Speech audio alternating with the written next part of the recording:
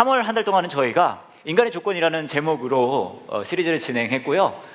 우리가 살아가면서 우리가 삶 속에서 만나게 되는 우리 안의 약점들, 우리의 부족한 점들, 우리의 악조건에 대한 이야기를 계속해서 하고 있습니다.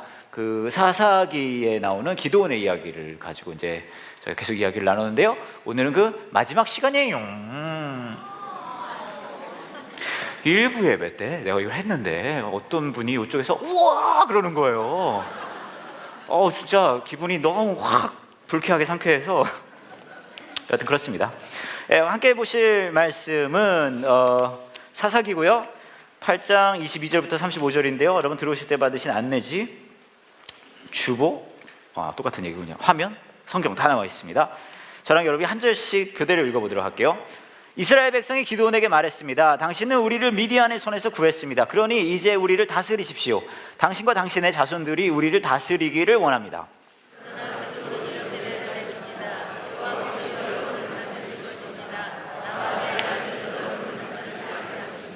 기드온이 또 말했습니다. 여러분에게 한 가지만 부탁하겠습니다. 여러분이 싸우는 동안 얻은 물건 중에서 금 귀고리를 하나씩 나에게 주십시오. 이번 싸움에서 진 사람들 중에는 이스마엘 사람들도 있었는데 그들은 모두 금 귀고리를 달고 다녔습니다.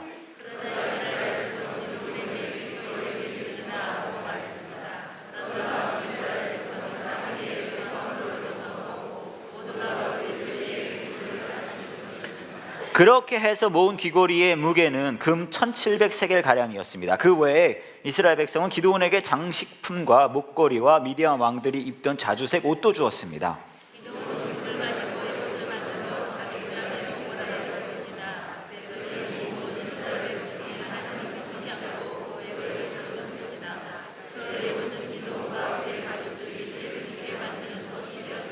미디안은 이스라엘의 다스림을 받게 되었고 더 이상 말썽을 일으키지 못했습니다. 그래서 기드온이 죽기까지 40년 동안 그 땅은 평화로웠습니다.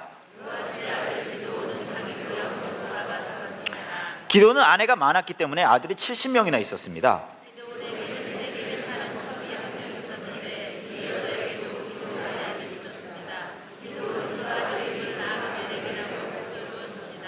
요아스의 아들 기드온은 오래 살다가 죽었습니다. 그리고 아버지 요아스의 무덤에 묻혔습니다. 그 무덤은 아비에셀 사람들이 살고 있는 오브라에 있습니다.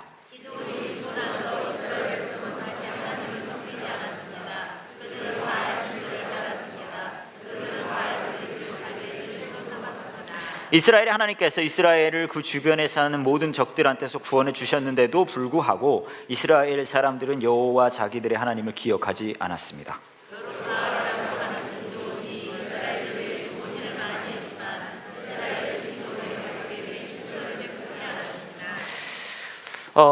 제가 고등학교 다닐 때 있었던 일이 있었어요. 제가 미국에서 고등학교 다닐 때였는데 제가 다니던 교회에 이제 한인 이민 교회였는데 디나라는 아이가 있었습니다. 디나, 이제 실명을 밝혀도 될 것 같아요. 최디나라는 아이인데 얘가 공부를 굉장히 잘했어요. 미국은 고등학교도 이제 우리나라 대학교처럼 4.0 막 그런 거 하거든요. 그 친구는 학기가 끝나면 늘 4.0을 받던 친구였어요. 우리말로 치면 올백이죠. 올수 막 그런 거예요. 그래서 이제 뭐 그렇게 공부를 잘하면 좋은 거잖아요. 근데 문제는 얘가 이제 4.0을 받으면 그 성적표를 가져다가 뭘 하냐면요, 자기 집 냉장고에 갖다 붙이는 거예요. 그것도 괜찮잖아요. 온 가족이 보면서 기뻐하라고 괜찮죠. 근데 문제는 그거를 본 디나의 아버지 최 장로님이신데, 최 장로님이 그것을 보면 이제 마음속에 품어두면 되잖아요. 우리 딸이 공부를 잘했구나. 근데 그거를 꼭 교회에 와서 저희 아버지한테 얘기를 하는 거예요. 김 목사님, 저희 딸 디나가 또 4.0을 받아가지고 냉장고에 성적표를 붙여놨네요. 막 이런 얘기를 하는 거예요. 그럼 그 이야기를 들은 저희 아버지는 아이고 최 장로님 좋으시겠네요. 디나가 공부를 잘해서. 그렇게 하면 되잖아요. 근데 그거를 꼭 집에 와서 저한테 이야기를 하는 거예요. 써니야, 나는 언제 네 성적표를 냉장고에 붙여진 걸 볼 수 있겠니?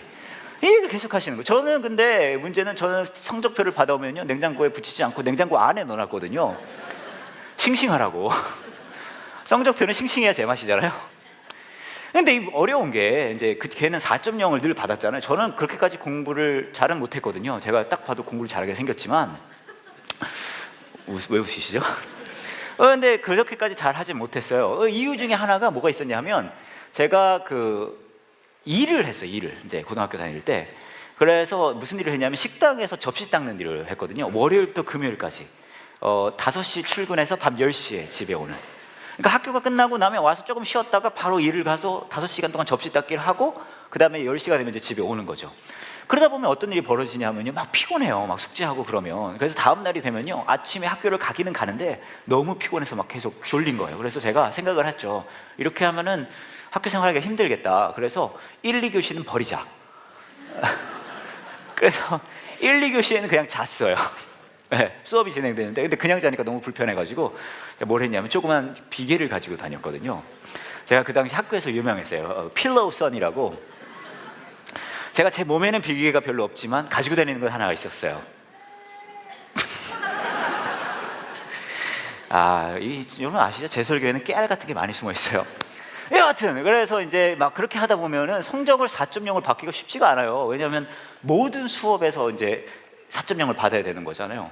그래서 이제 제가 너무 힘들었단 말이죠. 그랬는데 아버지가 계속 얘기를 하는 거예요. 이게 반복되는 거죠. 악순환인 거예요. 디나가 4.0을 받습니다. 냉정고에 가다 붙입니다. 그걸 뭐 최장로님이 교회 와서 얘기를 합니다. 목사님 우리 딸 디나가 4.0을 받았네요. 우리 아버지가 와서 저한테 또 얘기합니다.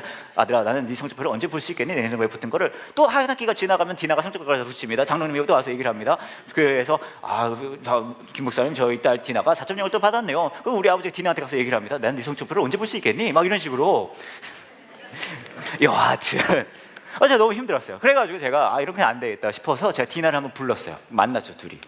그래가지고 제가 얘기를 해요. 제가 걔보다 한 2살 많거든요. 디나한테, 야 디나야, 너는 지금 온 인류에게 해가 되는 짓을 하고 있어. 너 이렇게 사악하게 살면 안 된다. 너 하나님이 널 사랑하지 않을 거야. 막 그러면서 얘기를 했죠. 그래서 네가 4.0 성적표를 냉장고에 갖다 붙이니까 자꾸 내가 이런 피해를 보게 되잖아. 너 자꾸 그러지 말라고 막 화를 내면서 얘기했단 말이에요. 근데 디나가 그 얘기를 듣더니 저한테 더 화를 내는 거예요. 막 버럭 화를 내면서 오빠야말로 그렇게 살지 말라는 거예요. 그래서 내가 뭘 잘못했냐?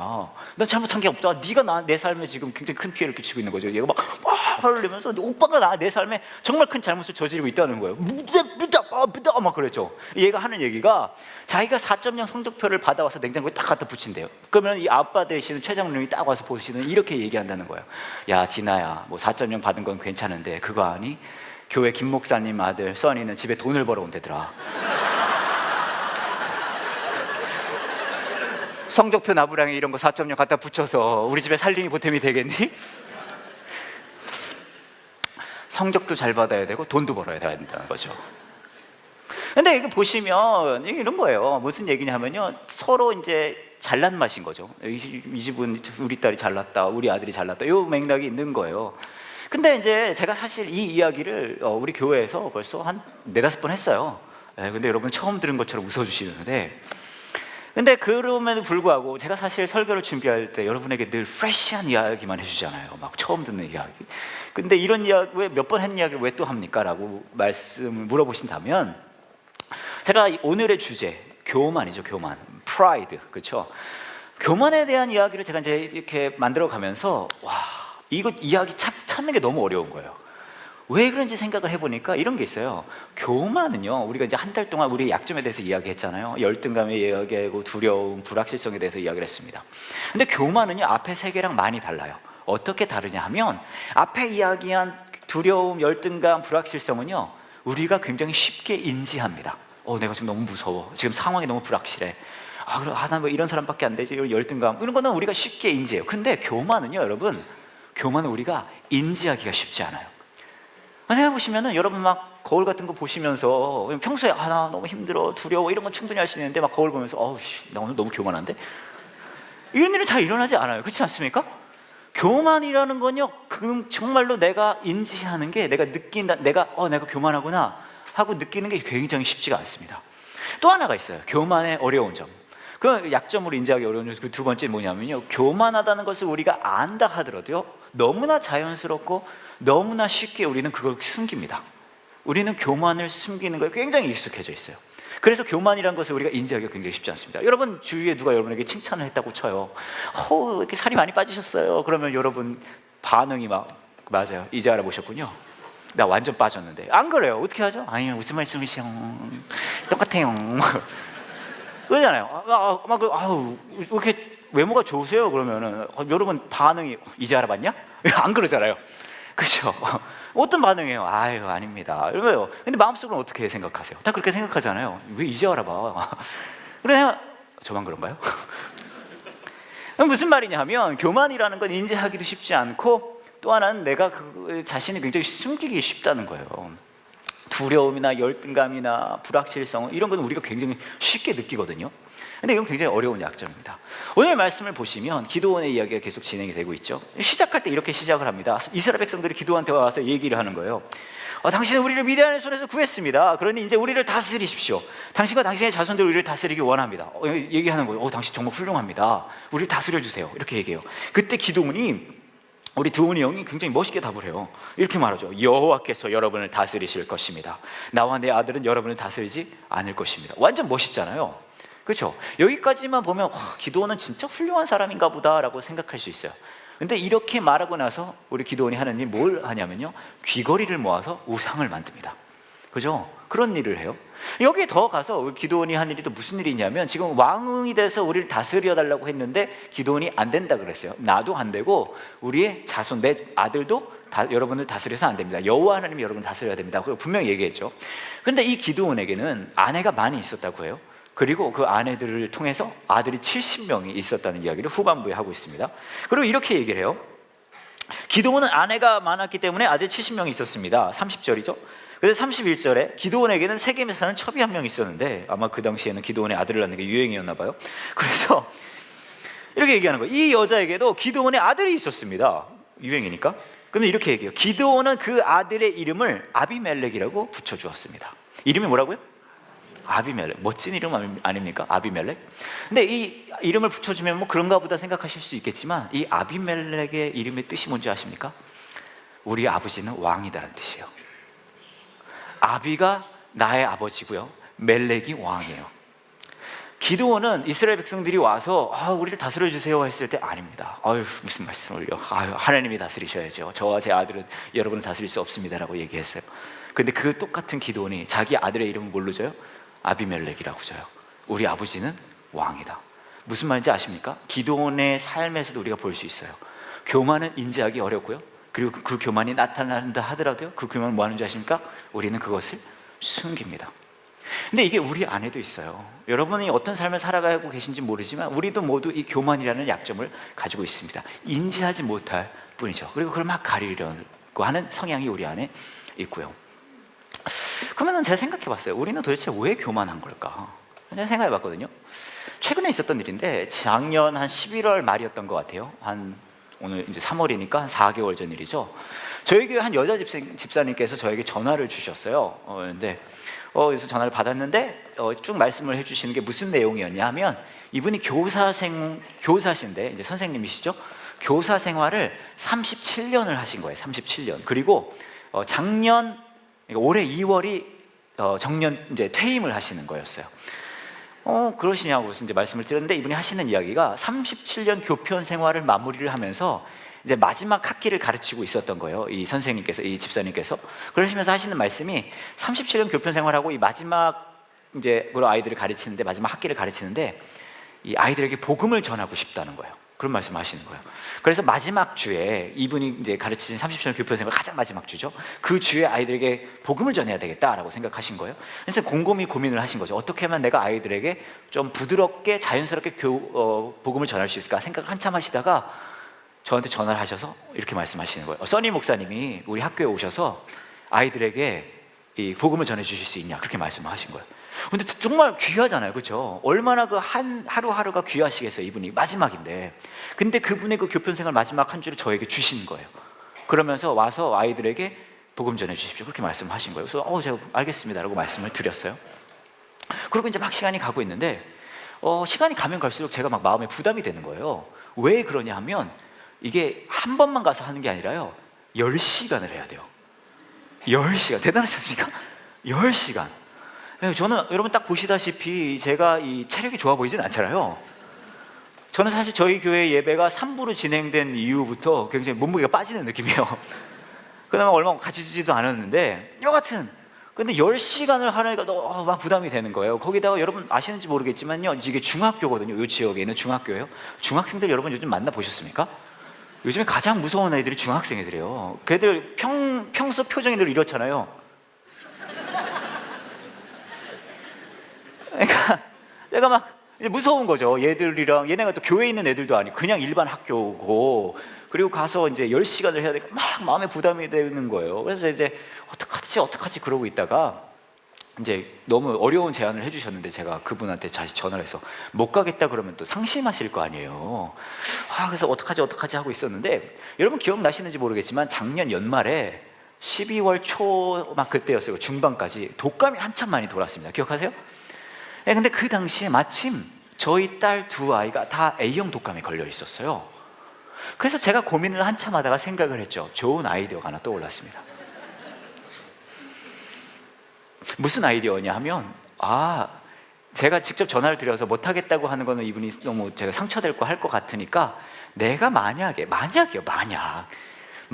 내가 독감에 걸리면은, 그러면은 그렇게 얘기할 수 있잖아요. 제가 지금 독감에, 야 집사님 내가 정말 가고 싶은데 제가 지금 몸이 너무 안 좋아서 갈 수가 없게 됐습니다. 막 이렇게 하면 괜찮겠다 생각이 번뜩 든 거예요.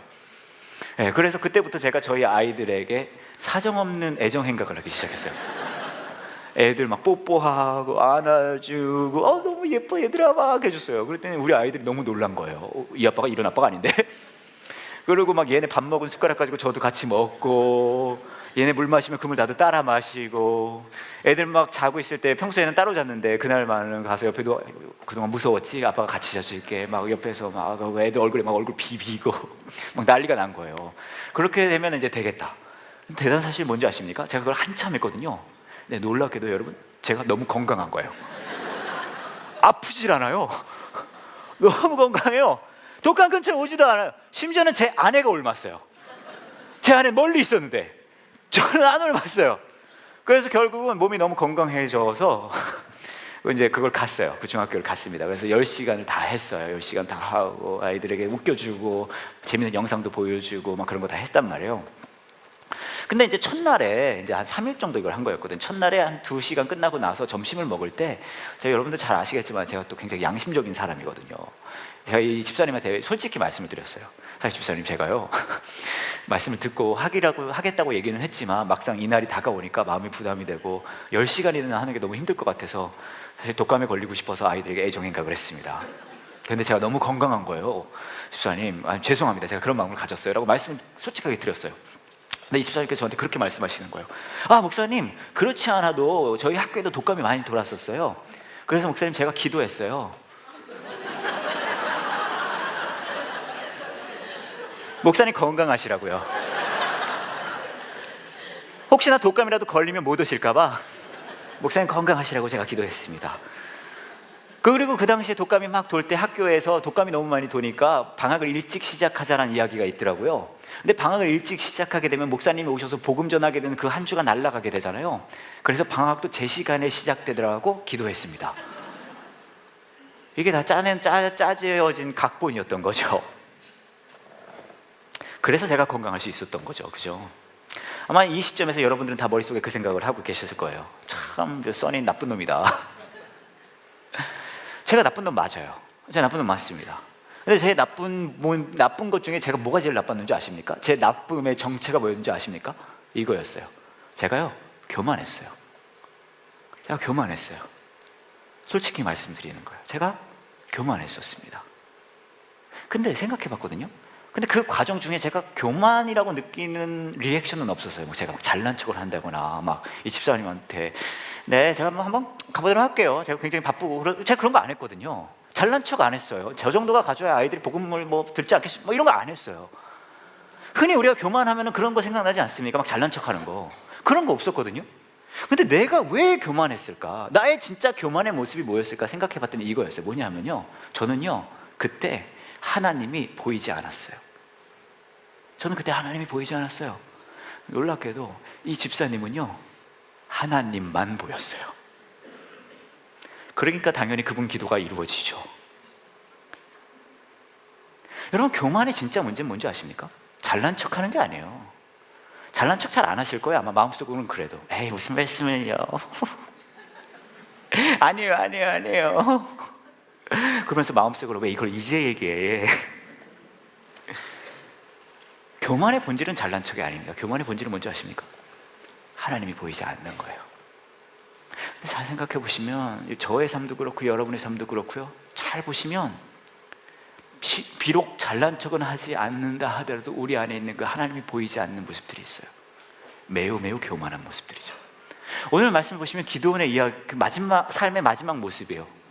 그렇죠? 기드온 굉장히 성공한 사람이었어요. 모든 사람들이 인지했고요, 모든 사람들이 떠받들었습니다. 여러분 그거 아십니까? 그렇게 잘 나가는 기드온의 삶의 그 마지막 부분에는요, 그 기드온은 하나님이 보이지 않았어요. 300명과 함께 싸웠을 때도, 처음에 하나님이 기드온을 불렀을 때도, 하나님을 상대로 양털 가지고 스피 테스트 할 때도 하나님은 함께 하셨고 하나님이 보였어요, 기드온에겐. 근데 오늘 이 장면에는 모든 사람들이 인정해 줬음에도 불구하고 하나님이 보이지 않아요. 근데 우리 삶도 그런 장면들이 있습니다. 하나님이 보이지 않을 때가. 제가 라디오 프로그램을 하나 하고 있어요. 극동방송에서 하고 있고요. 93.3 토요일 오후 3시 93.3 토요일 오후 3시. 그냥 아무도 안 듣는 것 같아서 하는 얘기예요. 네. 근데 이 라디오 프로그램이 이제 30분짜리거든요. 근데 10분은 노래 틀어주고 10분은 뭐 제가 인터뷰하고 싶은 사람들을 이제 불러다 인터뷰를 하는 거예요. 뭐 여럿이 있지만 한 분만 예를 들면 우리 교회 오셨었던 이종락 목사님 기억하시죠? 그 베이비박스. 그분도 제가 처음에 만났던 분이에요. 여하튼 그리고 또 다른 10분은 어떤 시간이냐면요, 뭐 공연 소식 같은 거 전해주고, 그런데 그 코너에 책 소개를 하는 코너도 있었어요. 책 소개. 근데 한 번 이제 녹음을 하고 있었어요. 이제 그리고 이제 그 책 소개를 해주는 사람이 인터뷰를 같이 하는데, 그분들이 누구냐면 와플 터치, 예, 기자들이에요. 저희 와플 직원들인데 이제 녹음을 합니다. 그래서 이제 제가 물어보는 거예요. 제가 또 라디오를 할 때는 라디오형 목소리가 있거든요. 아름다운 세상, 아름다운 사람. 안녕하세요, 써니 목사입니다. 이렇게 가요. 여하튼 그럼 이제 하는 거예요. 오늘은 어떤 소식 전해주실 거죠? 이렇게 이제 얘기를 하는 거예요. 네, 오늘은 신앙도서 소식입니다. 얘기를 하죠. 그럼 이제 제가 그래요? 어떤 책이죠? 제목이 뭡니까? 라고 물어봤더니 이제 기자가 얘기를 하는 거예요. 우리 직원인데, 예, 제목은요 10대 명작에서 진로를 찾다라는 책입니다. 그런 거예요. 근데 여러분 딱 들어도 벌써 지루하지 않습니까? 제목이? 10대가 무슨 명작에서 진로를 찾아요. 그렇지 않습니까? 10대는 뭐 학교끼리 담배를 찾는다, 이런 게 10대죠. 그렇지 않아요? 그래서 제가 너무 좀 지루해서 제목이 바로 얘기했죠. 전 정직하게 방송하거든요. 근데 제목이 굉장히 별론데요? 제목 요즘 누가 10대가 명작을 봅니까? 막 그랬더니 이 친구가 당황을 하는 거예요. 당황을 하더니 또 얘기를 해요. 근데 목사님 내용이 굉장히 좋아요. 그렇게 말씀을 하세요. 그래서 그래요? 내용 어떤 내용이요? 얘기하는 게, 네, 예를 들어서 노인과 바다라는 소설을 보면서 10대들이 절망의 상황에서도 희망을 잃지 말아야 된다, 그런 거를 발견할 수 있는 그런 좋은 책입니다. 제가 코웃음을 쳤죠. 말이 돼. 요즘 10대가 무슨 노인과 바다를 보냐? 노인도 안 본다. 말도 안 된다. 너 무슨 10대가 노인과 바다에서 희망에서 절망을, 아니다. 요즘 10대들은 엄마가 핸드폰을 뺏어갔을 때 절망을 경험하고 다시 주면 희망을 찾는다. 이 말도 안 된다고 막 그랬어요. 더 당황하는 거예요, 이 기자가. 그러면서 하는 얘기, 근데 이 저자가 굉장히 훌륭한 분이에요. 그러는 거야. 책 내용이 벌써 별론데 저자가 뭐 얼마나 훌륭하냐 얘기를 하는 게, 이분이 목사님이기도 하고, 나도 목사지만 목사가 글 잘 쓰는 거 그거 보기 힘들다. 또 얘기를 하는 거예요. 근데 이분이요, 자녀가 셋이나 돼요. 막 그러는 거야. 자녀가 셋인 게 이 책 내용이랑 무슨 상관이 있냐 막 그랬어요. 그때 이 기자가 점점 당황한 얼굴을 하더니 갑자기 마이크를 딱 막습니다. 그때 저한테 이렇게 얘기하는 거예요. 목사님, 근데 괜찮겠어요? 이거 요한 목사님 책인데?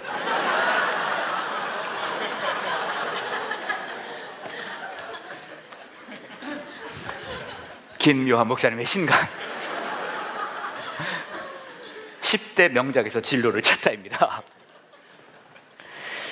이런 게 나왔으면 얘기를 해줘야죠. 안 그래요? 그래가지고 그때부터 제가 당황하기 시작했죠. 그래서 바로 이제 방송을 이어간 게, 그래서 이렇게 내용이 좋군요. 물론 아이들이 노인과 바다 좋아하죠.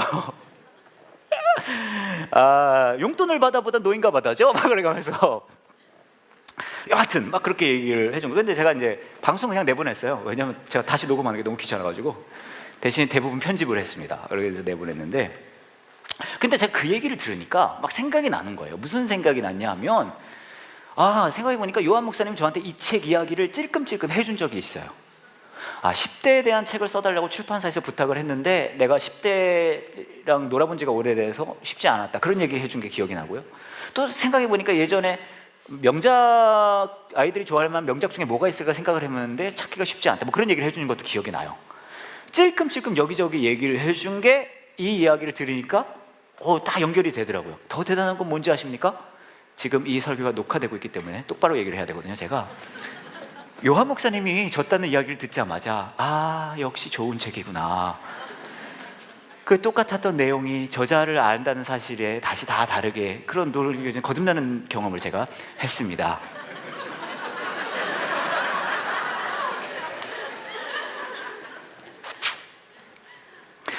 근데 진짜 그렇더라고요. 굉장히 처음에는 후져 보였거든요, 내용이.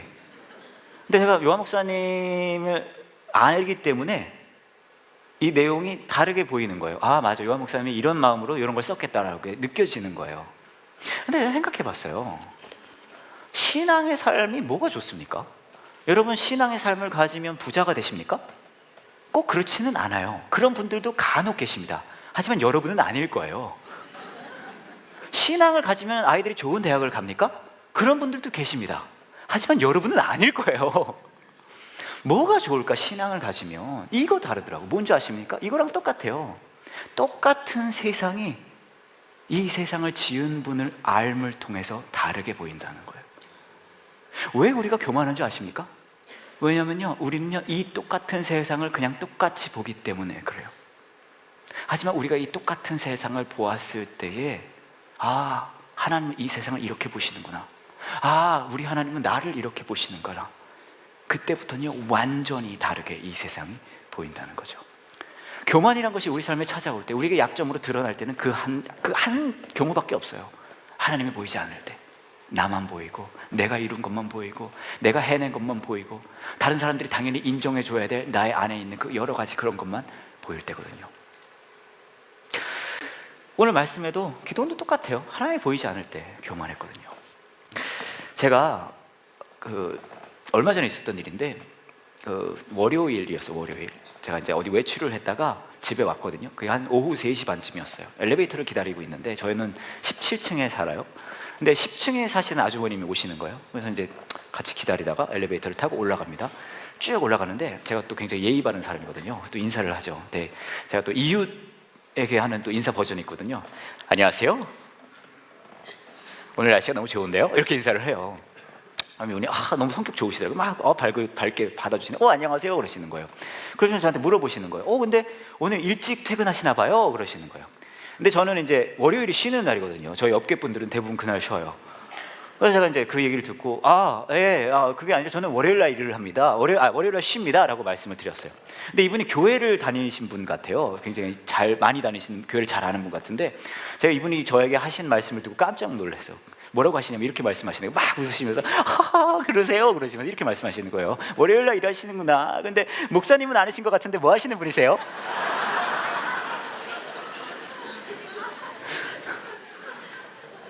제가 그 질문을 듣고 제가 아니라 그러면 이분이 너무 뻘쭘한 것 같은 거예요.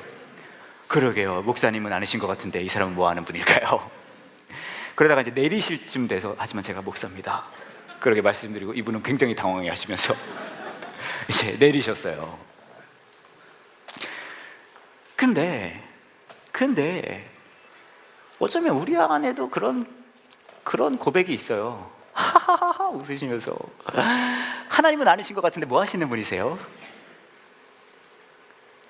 생각해보면 우리 안에 있는 그 수많은 약점들, 열등감, 두려움, 불확실성, 교만, 우리 안에 있어요. 근데 이 약점들이 언제 더 드러나는 줄 아십니까? 하나님은 우리 바로 옆에 우리가 함께 계시는데 그 하나님을 향해 하나님은 아니신 것 같은데 뭐 하시는 분이세요? 하나님을 보는 게 아니라 그냥 내 눈으로 세상을 봤을 때 우리는 그 약점에 사로잡힐 수밖에 없거든요. 하나님이 저와 여러분을 믿음의 삶으로 부르셨을 때 무엇을 기대하실까요? 내가 너를 크게 쓸 거야 하면서 막 교회를 5개를 짓고 10억, 20억씩 헌금을 하고, 여러분 평소에 하듯이 하루에 막 27시간씩 막 기도하고 그런 걸 원하실까요? 저는 그것보다 진짜 하나님 원하시는 건 따로 있다고 생각합니다. 그건 뭐냐면 이거죠. 바로 우리와 함께 계신 그 하나님을 알아보는 것. 저와 여러분이 가장 힘들고 어려울 때, 가장 두려울 때, 열등감이 형편없이 낮을 때, 그리고 삶의 모든 것이 불확신해 보일 때, 그리고 우리가 우리 잘난 맛에 막 살아가려고 할 때, 그 하나님은 바로 옆에서 우리 마음에 가장 크게 말씀하시죠. 내가 너의 하나님이야. 내가 너와 함께하고 있어. 그 하나님을 알아보는 것, 그리고 그 하나님께 정직하게 도움을 요청하는 것, 그리고 그 하나님과 동행해 가는 것, 그게 처음이자 마지막이거든요. 그 하나님의 부르심에 그렇게 반응할 수 있는 저와 여러분 되기 원합니다. 이제 함께 성찬의 자리에 참여하시겠습니다. 성찬은 예수님께서 잡히시기 전에 제자들과 함께 나누었던 식사의 자리를 우리가 다시 기억하면서 하는 성례입니다. 성찬을 하실 때 예수님께서 이렇게 말씀하셨어요. 이것을 행할 때마다 나를 기억하라. 생각해 보시면 예수님과 제자들 사이에 얼마나 아름다운 기억들이 많이 있겠어요. 막 셀카 찍고 막 그런 거 되게 많았을 거예요. 무리를 걷고 5천 명 먹이고. 근데 그런 거는 잊어버려도 된다고 하십니다. 뭘 기억하냐 하면 십자가의 자리를 기억하라고 하시죠. 그분의 찢기신 살과 그분의 흘리신 피를 기억하라고 하십니다. 왜 그 아픔과 고통을 기억하라고 하실까요? 왜냐하면 이번 때 저와 여러분이 이야기한 것처럼 십자가의 자리는 그 하나님께서 인간의 몸으로 가장 약해지신 자리이기 때문입니다. 어쩌면 저와 여러분의 삶에 열등감, 두려움, 불확신, 교만, 이런 약점들로 인해서 굉장히 힘들고 어려운 시기가 있으실 거예요. 그때 기억하라고 하시는 거죠. 나도 아팠다. 나도 그렇게 형편없이 부서졌다. 나도 그렇게 낮아졌다. 그리고 내가 너의 고통을, 너의 약점을 안다고 하십니다. 이 시간에 성찬의 자리에 참여하실 때 예수 그리스도의 찢기신 살과 흘리신 피를 기억하시면서 그렇게 기도하셨으면 좋겠어요. 하나님, 제가 많이 약해요. 두렵습니다. 숨을 쉬기 어려울 정도로 힘든 고통이 내 안에 있습니다. 하지만 예수님이 먼저 나를 위해 이렇게 낮아지셨으니, 죽어가셨으니, 고통당하셨으니 그 예수님 은혜 생각하면서 제가 갈 수 있게 도와주세요.